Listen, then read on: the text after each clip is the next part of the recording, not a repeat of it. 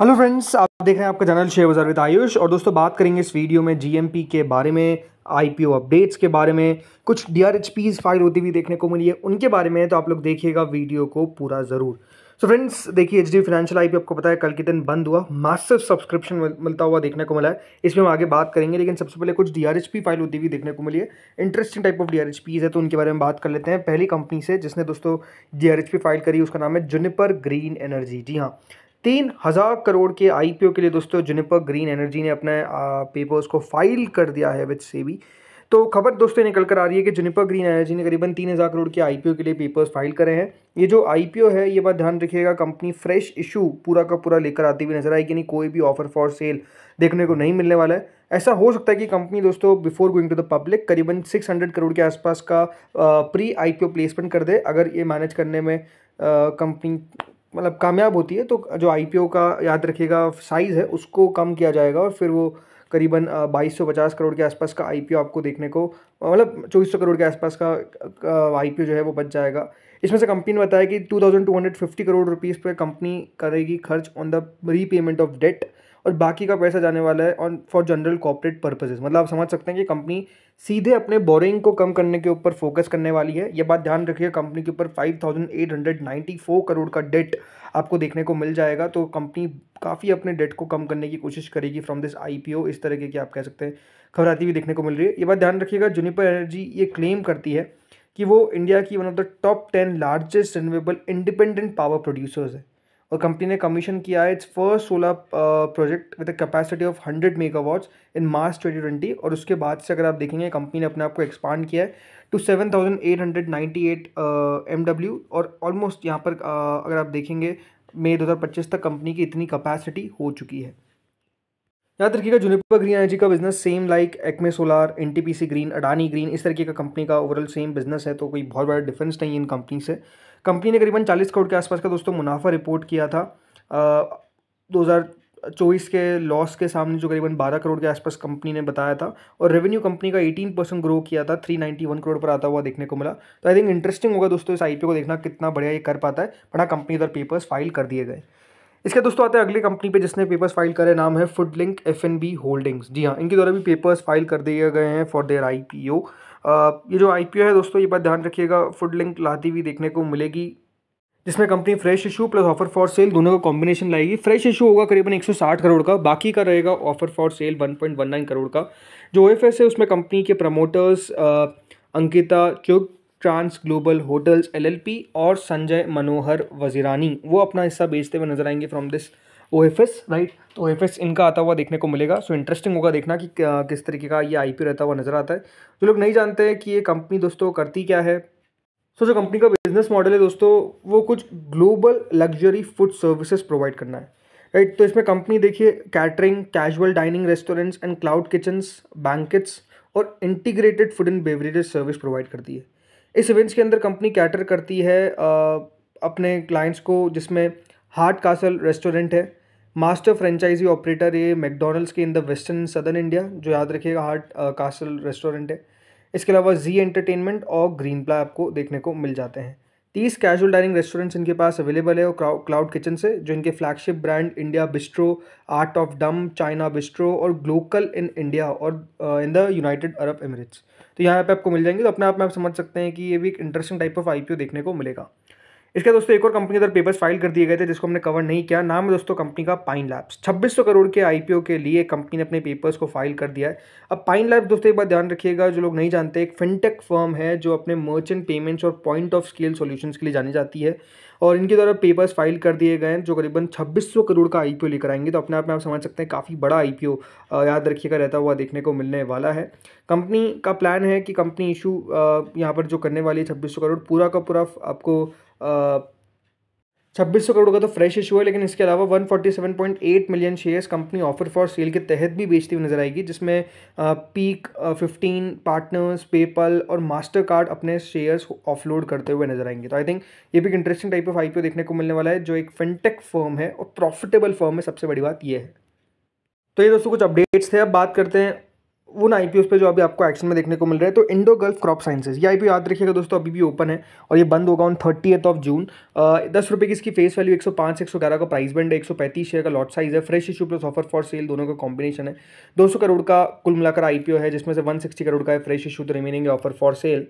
यह आईपीओ में अभी तक अगर सब्सक्रिप्शन देखा जाए तो काफ़ी लो रहा है, क्योंकि क्यूआईबी कैटेगरी करीबन 0.05 टाइम सब्सक्राइब हुई है, तो HNI category 0.86 times, retail category दोस्तों 1.58 टाइम के आसपास सब्सक्राइब हुई है। तो कुल मिलाकर 98% यानी कंपनी को क्लोज टू 139 करोड़ रुपीज़ के आसपास रिसीव होते हुए देखने को मिले हैं। देखिए काफ़ी स्लो सब्सक्रिप्शन आता हुआ देखने को मिल रहा है और काफ़ी लो सब्सक्रिप्शन भी है। स्लो के पीछे का रीज़न है कि आई थिंक बहुत एक्शन में दोस्तों आपको आईपीओ मार्केट ऑलरेडी देखने को मिल रहा है, इसलिए आईपीओ अभी छूटता हुआ दिख रहा है। बट एक दिन बचा हुआ है, तो देखते हैं कितना पैसा निकल कर आ पाता है on the last day. But overall अगर आप मुझसे पूछेंगे तो बहुत ज़्यादा एक्सपेक्टेशंस नहीं है इस आईपीओ से मुझे। अब चलिए बात करते हैं दोस्तों जीएमपी पे। पहले मेन बोर्ड के जीएमपी को कवर करेंगे, बाद में एसएमई के जीएमपी को भी कवर कर लेंगे। तो देखिए ट्रैवल फूड सर्विसेज, ये एक और मेन बोर्ड आईपीओ जो ओपन होने वाला है 3 जुलाई से 7 जुलाई के बीच में। 2000 करोड़ के आसपास का ये आईपीओ रहने वाला है। अभी तक दोस्तों प्राइस बैंड जो है वो इस कंपनी का रिलीज नहीं किया गया, बहुत जल्द आ जाएगा इसका प्राइस बैंड। अगला आता है दोस्तों क्राइजेक आईपीओ, 245 रुपये के प्राइस के साथ कंपनी अपना आईपीओ लेकर आ रही है, जो 2 जुलाई से 4 जुलाई के बीच में एक्शन में आता हुआ देखने को मिलेगा। अभी ग्रे मार्केट में कोई भी एक्टिविटी शुरू नहीं हुई है। इंडो गल्फ 8% के आसपास का दोस्तों प्रीमियम देखने को मिल रहा है। आप कह सकते हैं बहुत ज़्यादा नहीं है, बट अभी तो 8% ही है। इसके बाद दोस्तों आता है संभव स्टील ट्यूब्स, काफ़ी अच्छा सब्सक्रिप्शन मिला, करीबन 30 गुना तक सब्सक्राइब होता हुआ देखने को मिला ये आईपीओ। 14 रुपीज़ दैट इज 17% के आसपास का प्रीमियम आपको भी देखने को मिल रहा है। देखते हैं यहाँ पर कितना बढ़िया लिस्टिंग होती है। अलॉटमेंट याद रखिएगा 30 को आएगा। Same goes with HDB financial, बहुत दमदार सब्सक्रिप्शन देखने को मिला। ये पता लगे कि ग्रे मार्केट में उतनी एक्टिविटी नहीं हो पा रही है, अभी 54 रुपीज़ के आसपास ही है। तो अपने आप में देखना दिलचस्प होगा कि कहाँ पर दोस्तों ये लिस्ट हो पाता है, कहाँ पर लिस्टिंग होगी। 30 को याद रखिएगा अलॉटमेंट है। देन अगला दोस्तों इशू आता है Globe Civil Projects, allotment out हो चुका है, जिनको मिला उन सबको कॉन्ग्रेचुलेशंस। 33% के आसपास का इसका दोस्तों प्रीमियम चलता हुआ देखने को मिल रहा है, जो करीबन 23 रुपीज़ के आसपास है। बाकी ये बात ध्यान रखिएगा, इस आईपीओ की लिस्टिंग है 1 जुलाई को। अगला आता है दोस्तों एलन बेरी इंडस्ट्रियल गैसेस, 40 रुपये के आसपास का प्रीमियम विच इज 10%। इस आईपीओ को भी अलॉटमेंट आउट हो चुका है, अगर आपने चेकआउट नहीं किया तो आप जाकर चेकआउट कर सकते हैं। इस आईपीओ की भी लिस्टिंग होगी 1 जुलाई को, देखते हैं कहाँ पर लिस्ट हो पाता है, क्या चौंकाएगा नहीं चौंकाएगा देखने वाली बात रहेगी। कल्पत्रु जो 3 रुपये की ग्रे मार्केट थी वो भी दोस्तों अब गायब हो चुकी है, यानी अब जो ग्रे मार्केट है वो सीधा है 0। अब देखना ये कि 1 जुलाई को कहाँ पर लिस्ट होता है ये आईपीओ। अब चलिए दोस्तों बात करते हैं एसएमईज पे। तो देखिए एसएमईज में भी एक्शन बढ़ता हुआ देखने को मिल रहा है। क्रायोजेनिक ओजीएस एक बीएसई एसएमई इशू है, जो जल्द हमको ओपन होता हुआ देखने को मिलने वाला है। अगला दोस्तों आईपीओ होता है सिल्की ओवरसीज, एक एनएससी एसएमई इशू है, जो 30 जून से 2 जुलाई के बीच में ओपन होने वाला है। 25 करोड़ 60 लाख के आसपास का इशू है। 161 रुपीज़ का याद रखिएगा इसका प्राइस बैंड होने वाला है, जिसके सामने अभी 16 रुपये का प्रीमियम चल रहा है। अगला दोस्तों आईपीओ आता है वंदन फूड्स, एक और एसएमई आईपीओ जो ओपन होगा 30 जून से 2 जुलाई के बीच में। 115 रुपये का इसका प्राइस बैंड है, 5 रुपये के आसपास का premium, which is almost again 5% ही है। 28 करोड़ 84 लाख का याद रखिएगा इशू का साइज़ है।